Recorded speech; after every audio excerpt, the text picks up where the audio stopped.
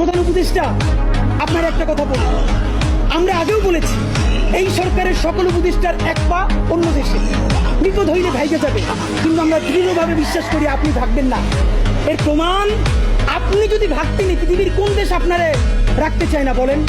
তাহলে হাসিনার আমলেও 10 তলা বিল্ডিং পাইয়া আপনার আদালতে হাজিরা আপনি দিতে আসতেন না। আপনি তখনই বিদেশ থাকতে পারতেন।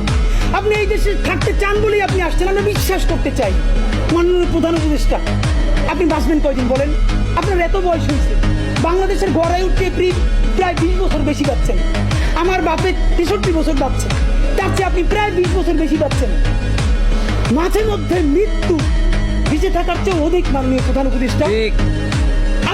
আপনি একটা গবেষণা করেন, বাংলাদেশে গত 50 বছরে কোন রাষ্ট্রপ্রধানের 30 মিনিট 40 মিনিটের বক্তৃতা, রিক্সা চালক, ভ্যান চালক, সবজি বিক্রেতা, বিশ্ববিদ্যালয়ের প্রফেসর, ছাত্র জনতা আধা ঘন্টা বসে তার বক্তৃতা শুনে নজির নাই, যেটা আপনারটা হইছে। এটা কিন্তু আপনার চেহারা দেখে না, আপনি রাজনৈতিক দল করছিলেন, কেন করছেন, কিন্তু এইবার যে আপনার এই বাংলাদেশের পক্ষে হৃদয় নিংড়ে ভালোবাসা, আপনি যখন বক্তৃতা করেন আপনি আর্টিফিশিয়াল কিছু বলেন না, কিন্তু আপনি যখন ঘোষণাপত্র বললেন আপনার চেহারায় আর্টিফিশিয়াল ছাপ। ইদানিং আপনি স্ক্রিপ্ট দেখে দেখে বক্তৃতা করেন, এগুলো আমরা চাই না মাননীয় প্রধান উপদেষ্টা।